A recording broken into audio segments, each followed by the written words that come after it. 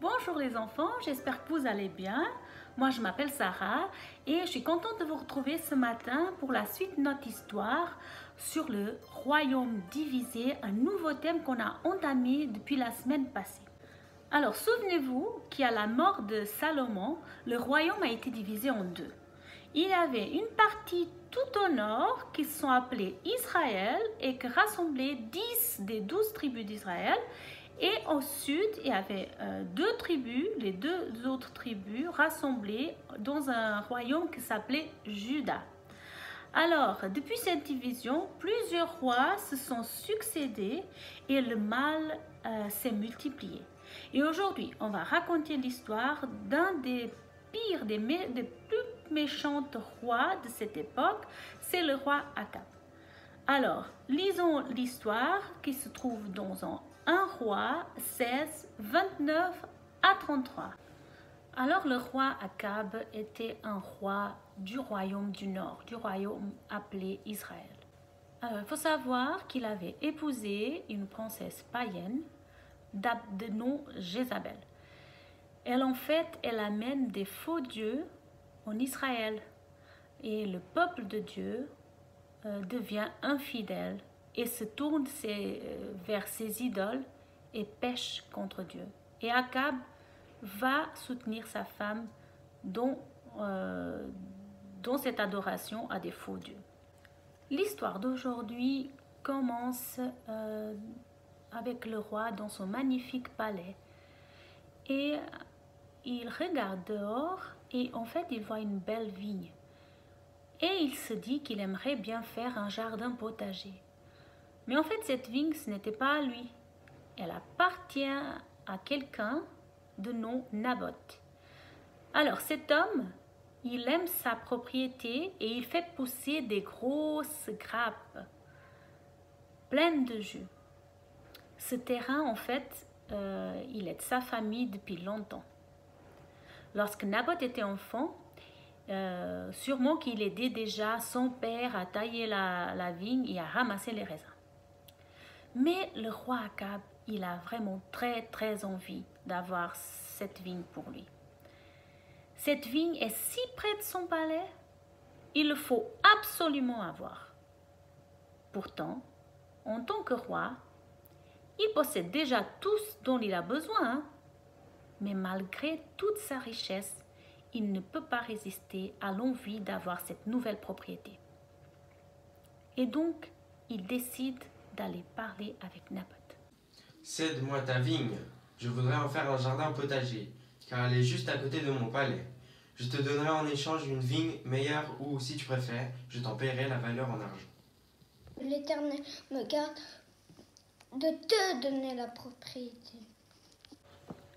Non seulement Naboth n'a pas envie de vendre sa vigne, mais il tient aussi à obéir à l'Éternel. En fait, Naboth était un homme attaché à Dieu. Il sait que chaque famille doit conserver sa terre. En fait, c'est écrit dans la loi de l'Ancien Testament. Et donc, Naboth veut obéir à cela. Et donc, il a de très bonnes raisons de ne pas vendre ce terrain qui est de sa famille depuis si longtemps et qui doit rester. Alors, même si Akab est furieux d'entendre cette réponse, il sait que Naboth est dans ses droits. Insister ne changera rien. Il ne va pas obtenir ce qu'il veut. Alors, il est très en colère et très déçu. Donc, il retourne au palais. Le roi Akab se rend immédiatement dans sa chambre. Il s'allonge et tourne la tête contre le mur. Il est totalement abattu.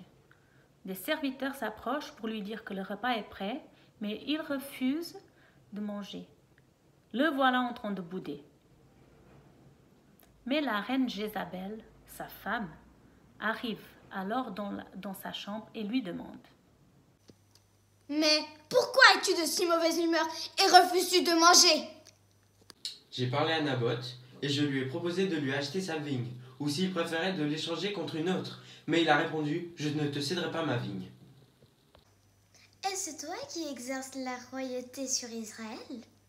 Lève-toi et mange, et réjouis-toi.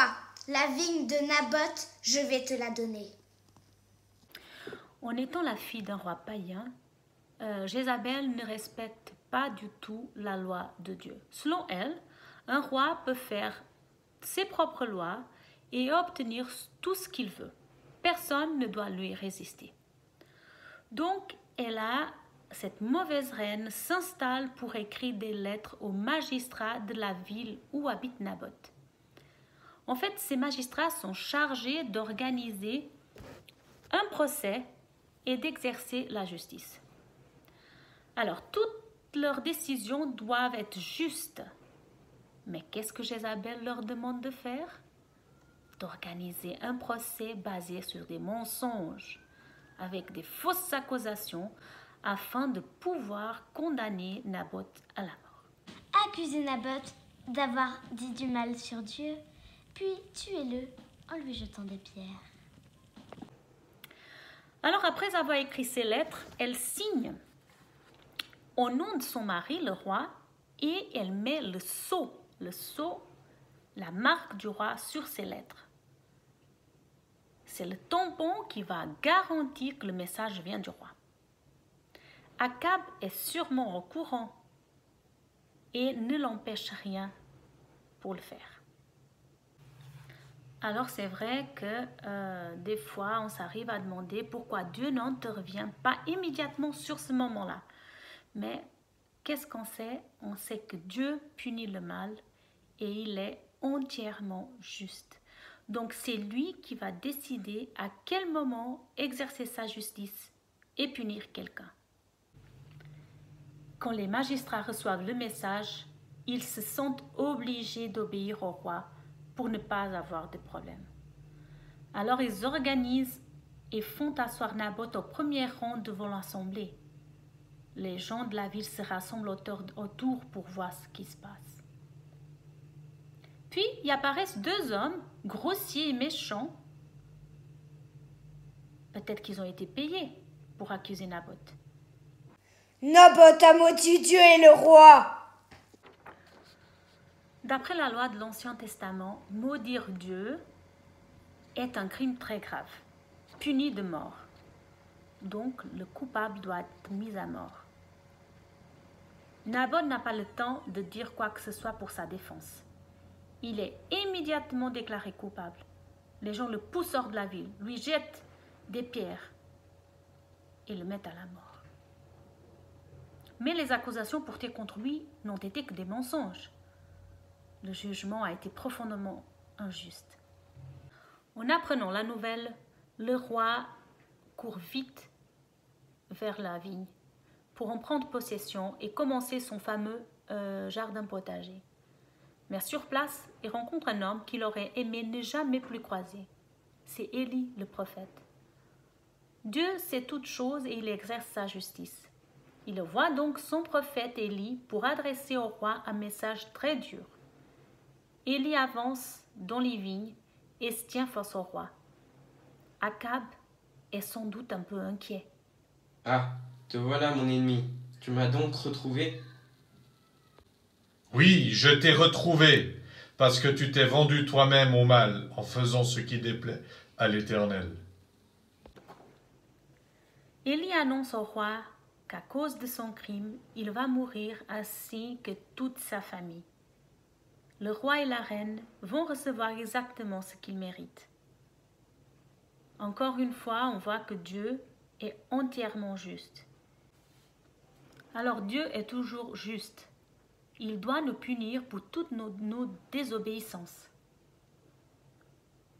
En acceptant les méchancetés de sa femme, Akab s'est rendu coupable du meurtre de Naboth ainsi que du vol de sa vigne.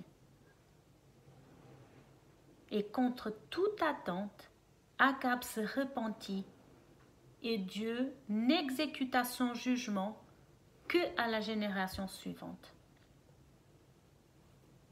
Donc peu de temps après, le roi Akab est blessé au cours d'une bataille et meurt. Et sa femme meurt aussi dans des conditions tragiques, comme le prophète Élie avait annoncé. Dieu punit le mauvais roi et la méchante reine. Alors qu'est-ce que cette histoire nous enseigne? On voit que Dieu punit le mal et qu'il est parfaitement juste. Il arrive parfois que les enfants de Dieu soient traités par les autres de façon injuste. Il est difficile des fois de comprendre pourquoi Dieu le permet. Des fois, c'est des injustices à l'école. Des fois, c'est quand on est avec un groupe, quelque chose arrive et on n'a rien fait. Mais ce qu'on sait, c'est que cela ne signifie pas que Dieu n'est pas juste ni équitable. Seul Dieu sait les raisons pour permettre que nous avons des souffrances, des bonnes raisons qu'il est le seul à connaître. Mais on sait qu'il y a une récompense pour ceux qui demeurent fidèles à Dieu. Alors comment devrais-tu réagir quand des gens sont méchants envers toi? Imagine que tes copains de classe prennent ton sac, le jettent dans une flaque d'eau. Hein? C'est pas sympa. Comment tu devrais réagir? Alors, est-ce que peut-être tu as envie de chercher leur sac et de jeter aussi dans l'eau? Ou peut-être de prendre ton grand frère pour le frapper? Ou est-ce qu'on devrait laisser Dieu exercer la justice et éviter de croiser ces enfants-là à la sortie? Alors vraiment, Dieu veut que nous ne rendions pas le mal pour le mal. Il dit que nous devons le laisser, lui, Dieu, agir. Donc c'est Dieu qui va punir. C'est lui qui est entièrement juste, c'est lui qui peut punir. Et c'est lui aussi qui sait le bon moment pour punir. Alors, j'ai ici quelques questions que peut-être tu pourrais répondre avec tes parents, avec ton frère ou ta sœur, pour voir si tu as bien compris cette histoire. Alors, on a vu une histoire sur une vigne. À qui appartenait cette vigne qui voulait ce roi Akab? Qu'est-ce que sa femme Jézabel a fait pour pouvoir donner la vigne à son mari?